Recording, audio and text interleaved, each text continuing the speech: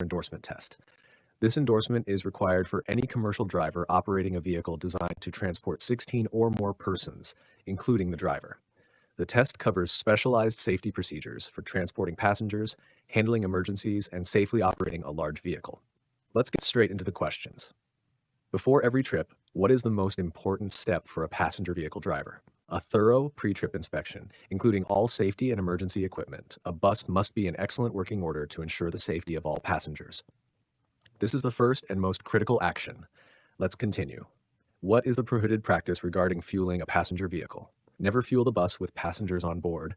This is a federal regulation to prevent the severe danger of fire or fumes endangering passengers. Moving on. A vehicle designed to transport more than 15 persons, including the driver, requires a passenger endorsement. What is the minimum required seating capacity? 16 persons. The requirement applies to any vehicle designed to transport 16 or more people, including the driver. Time for the next question. What must be done with carry-on baggage? Secure all baggage so that it does not block any aisle or emergency exit. Clear access to exits and aisles is critical for emergency evacuation. Next up. What is the high-speed braking distance difference when driving a passenger vehicle compared to a car? It takes much longer and farther to stop a heavy passenger vehicle. Increased weight and momentum greatly extend the total stopping distance, requiring greater following distance. Let's continue. How should you handle a sharp curve or turn when operating a large passenger vehicle? Decelerate before the curve and accelerate gently when coming out of the curve. Braking in a curve, especially a sharp one, increases the risk of rollover or skidding. Moving on. The two emergency exits most commonly found on a transit bus are the front door and the rear side emergency door window. The bus must have at least two ways out for passenger evacuation. Time for the next question. What is the primary reason for keeping aisles and steps clear of all obstacles to ensure safe entry, exit, and emergency evacuation? Any object in the aisle is a tripping hazard and blocks the flow of traffic during an emergency. Next up.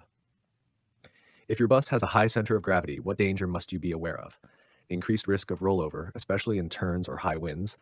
Taller, heavier vehicles are inherently less stable than cars, increasing the risk of rolling over. Let's continue. What is the first action to take when dealing with an unruly or disruptive passenger? Pull over to a safe, well-lit location, secure the bus, and then speak to the passenger. The driver must prioritize safe vehicle operation before addressing the conflict. Moving on. What is required to be checked on the emergency brake interlock system, if equipped, during the pre-trip? The parking brake must be engaged when the emergency exit is opened, or the bus must not move when the service door is open. The interlock prevents the bus from moving while safety systems are compromised or passengers are boarding exiting. Time for the next question. How often must you inspect the condition of all emergency equipment? Fire extinguisher, first aid kit, reflectors. As part of your pre-trip inspection, emergency equipment must be checked and confirmed present and operational before every trip. Next up. When driving in very strong winds, you should slow down and be prepared to countersteer to prevent being pushed off the road. High winds can easily push a bus out of its lane due to its large side profile. Let's continue. What must a driver do if a passenger becomes sick and starts vomiting on the bus? Safely pull over, secure the bus, and notify dispatch to arrange for necessary cleanup and assistance. Passenger safety and vehicle security come first, followed by contacting assistance. Moving on. Before pulling out from a stop, you should check your mirrors for any traffic that may be approaching from the rear or sides, and verify all passengers are seated/clear of the door. A thorough check ensures the path is clear for movement. Time for the next question. What should you do if you must leave your bus unattended with passengers on board? Never leave the bus unattended with passengers. If you must exit, secure the vehicle and ask an attendant to watch the passengers. Leaving the bus unattended is a severe safety violation and liability risk. Next up. If your bus breaks down and you must stop on the side of the road, what is the proper placement of the warning triangles? Within 10 minutes, place warning devices 10 feet, 100 feet, and 200 feet from the bus in the direction of approaching traffic. This is the required placement for high-speed roadways to warn approaching traffic. Let's continue. When is it appropriate to open the main passenger door while the bus is in motion? Never. The passenger door must remain closed until the bus is completely stopped. Opening the door while moving is extremely dangerous and a major safety violation. Moving on. If you are carrying a passenger using a wheelchair lift, what must you do before operating the lift? Check that the bus is stopped on level ground, the parking brake is set, and the bus is kneeled if equipped. Safety requires the bus to be stable and secured before the lift is deployed. Time for the next question. What should you inspect on the tires during the pre-trip inspection? Tread depth, inflation, no cuts damaged, no dual tires touching, and secure lug nuts rims. All aspects of tire condition are critical for safety and stability. Next up, what is the maximum allowable weight for a fully loaded bus? It must not exceed the gross vehicle weight rating GVWR specified by the manufacturer. Exceeding the GVWR is illegal and compromises the vehicle's structural integrity and handling. Let's continue.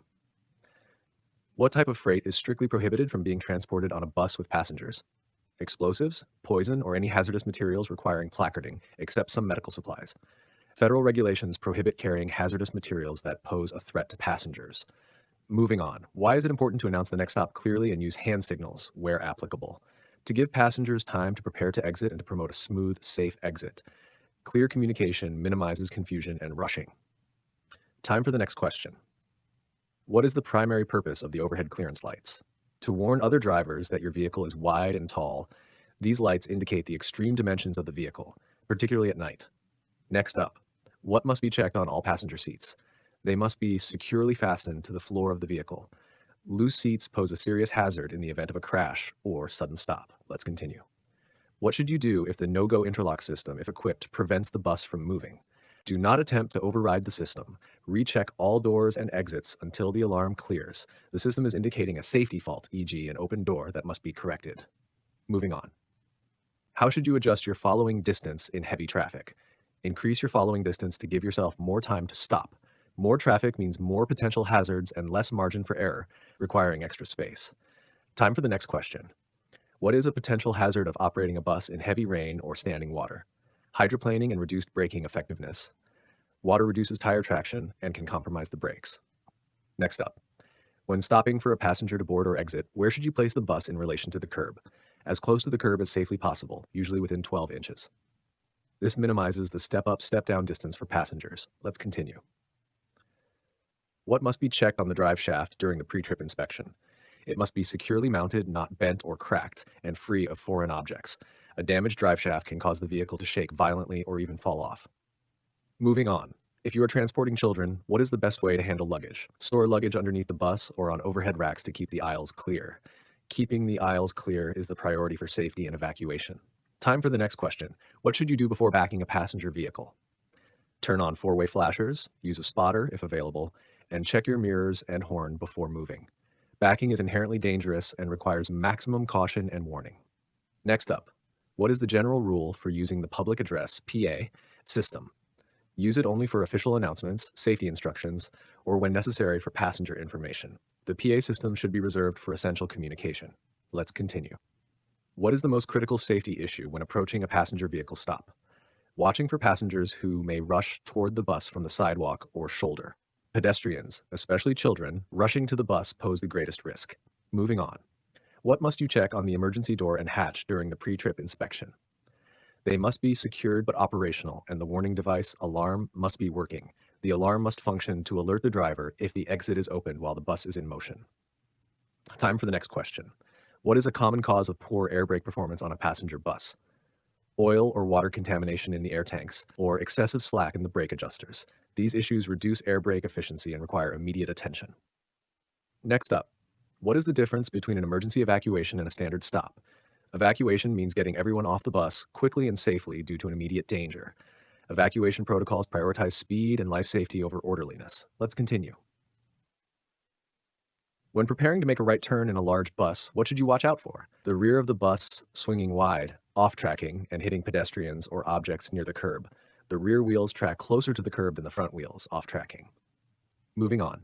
What should you do if you encounter a road closure or detour mid-route?